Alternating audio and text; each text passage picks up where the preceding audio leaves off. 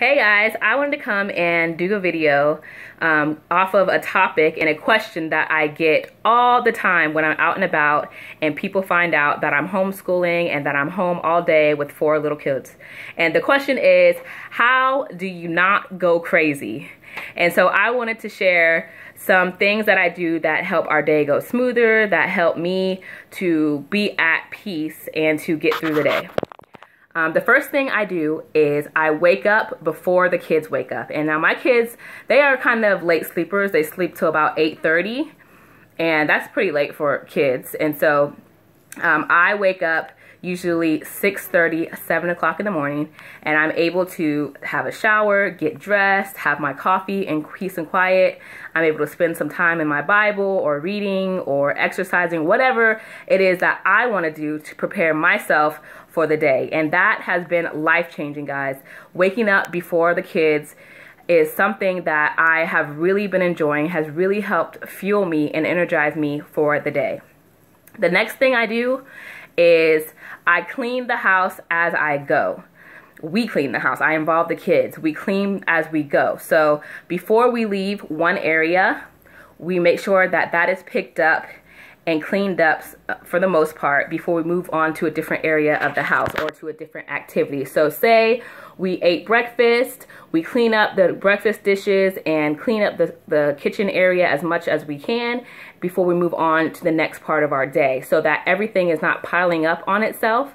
Because for me, when the house is a mess and chaos and everything's out of order, that makes me to feel anxiety, and I start getting frustrated, I start getting angry, and it just doesn't, it's not good. So I make sure that we clean up as we go, and I involve the kids with helping put their plates in the dishwasher, or if we're playing with toys, okay, let's clean up all the Legos and move on to Play-Doh or whatever it is, so that one area is cleaned up before we move on to the next. Another thing that I do and that I make sure of is we get out of the house at least once a day. Now, I don't care if it's walking around the neighborhood or going to the grocery store, or sometimes we go on nature walks or go hang out with friends, go on field trips, whatever it is.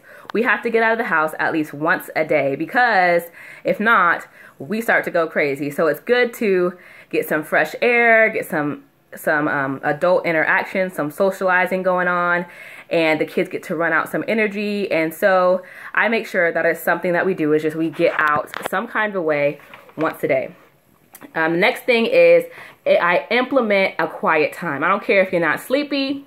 I don't care if you don't want to take a nap, but there is going to be an hour and a half to 2 hour of quiet time. Now, my 2.5-year-old and my 6-month-old, they still take naps, and they take a 2-hour nap. So they are quiet, but my 4-year-old and my 6-year-old, I either put a movie on for them, or they can have screen time on their tablets, or we do Play-Doh or coloring with some soft music in the background, something, but it's going to be quiet downtime. And that gives me time to refuel myself for the rest of the day. I get to get some things done, make phone calls, or do whatever I need to do. And the kids are all resting and getting some quiet time for themselves as well. Another thing that I do is I make sure that we are in some type of a routine.